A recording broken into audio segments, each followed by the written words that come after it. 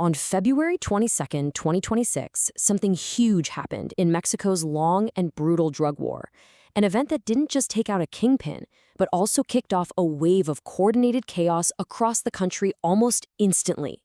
So today, we're going to break down exactly what went down, why it's such a big deal, and what it could mean for the future. So, here's the core fact, the headline of this whole story. Nemesio Oseguera Cervantes, the man everyone knew as El Mencho, was killed. He was the leader of the infamous Jalisco New Generation Cartel, and this wasn't some quiet arrest in the middle of the night.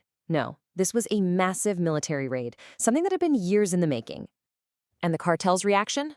It was immediate, and it was just as dramatic as the raid itself. El Mencho's organization, the CJNG, responded with a show of force that was frankly terrifying. They unleashed this wave of retaliation that lit up headlines all over the globe. Okay, so to really get the impact of all this, we first have to understand who the target really was. Who was El Mencho, and why was taking him out considered such a critical objective? So, this is the man at the center of it all. Nemesio Oseguera Cervantes, better known as El Mencho. He was the undisputed leader of the Jalisco New Generation Cartel. And to put his importance into perspective, just look at the bounty. The U.S. government was offering $15 million for information leading to his arrest. That put him in the same league as infamous figures like El Chapo Guzman. He was one of the most wanted criminals on the planet. And what about the empire he built? The CJNG wasn't just some local gang. Under his command, it grew into a powerful global criminal enterprise. The Jalisco New Generation Cartel, or CJNG for short, popped up around 2009. And it very quickly made a name for itself through its extreme violence and just how fast it expanded. It actually started as an armed wing of the Sinaloa cartel before growing so powerful that it became their main rival. What really set them apart was the sheer scope of their criminal activities. The CJNG is notorious for trafficking fentanyl, meth, and cocaine, especially into the U.S., but their power was built on a much more diverse business model. They were into everything: extortion, kidnapping, human trafficking, even illegal mining and massive-scale oil theft. This gave them all these different streams of income and influence. And their reach was, well, staggering. The CJNG had a presence in at least 27 of Mexico's 32 states. So this wasn't just a regional issue, it was a nationwide security threat. They controlled key trafficking routes from coast to coast, all the way up to the U.S. border.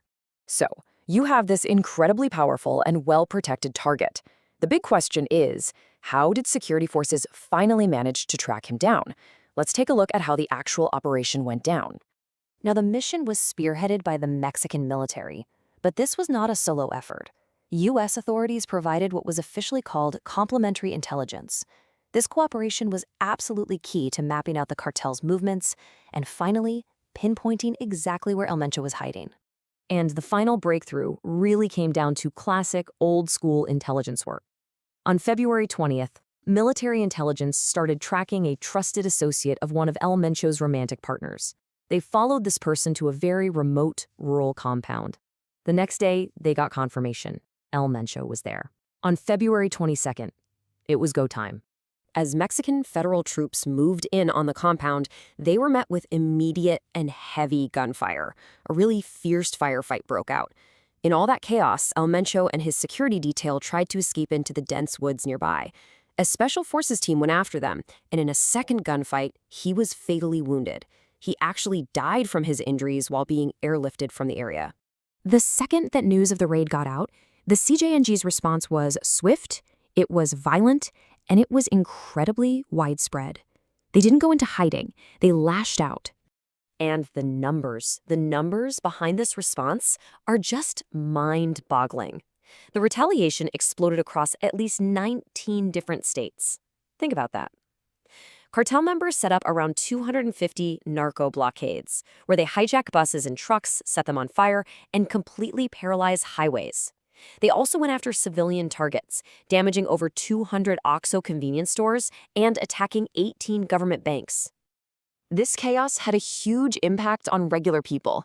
In Guadalajara, Mexico's second biggest city, all public transport was suspended. Airlines canceled international flights to the huge tourist destination of Puerto Vallarta. The U.S. Embassy was issuing shelter-in-place alerts. And here's a crazy detail. Over 1,000 visitors, including families with kids, got stranded overnight inside the Guadalajara Zoo because it just wasn't safe to leave. And there was a very real human cost to all this. In the clashes that followed that raid, 25 members of Mexico's National Guard were killed. Reports also indicate at least 34 cartel members died, along with 3 other people. This was far more than just property damage. It was a deadly nationwide battle. Just to underscore how serious this was, foreign governments put out urgent warnings. This travel advisory from Canada tells its citizens to keep a low profile and just stay glued to the news. It really captures that sense of danger and uncertainty that gripped so much of the country. So, the immediate violence did eventually die down, but it left behind this giant question mark. I mean, what happens to an organization this powerful when its undisputed leader is suddenly just gone? Right. This is the key question that all the analysts and security forces are trying to figure out right now. Does taking out the leader actually mean the end of the cartel, or does it just change the kind of threat that they pose? Well, one of the biggest problems for the CJNG right now is that there's no obvious successor. El Mencho's son, the guy who is presumed to be his heir, El Menchito, well, he's not available to take over. He was extradited years ago and is sitting in a prison in the United States. And experts like David Mora from the International Crisis Group are warning that this creates a really dangerous power vacuum. Without a clear number 2, you could see different lieutenants and factions inside the CJNG start fighting each other for control. And that could lead to a brutal internal war, potentially making things even more violent as the organization starts to splinter. And this all brings us to the bigger picture here. The operation against El Mencho, well, it's part of a security strategy that's been debated for a long, long time. And you can bet its outcome is going to be watched very, very closely. It all comes down to what's known as the kingpin strategy. The idea, on paper, is pretty simple. You take out the leader, and the whole organization is supposed to fall apart. But the risk, and we've seen this happen over and over again, is that it can backfire, big time.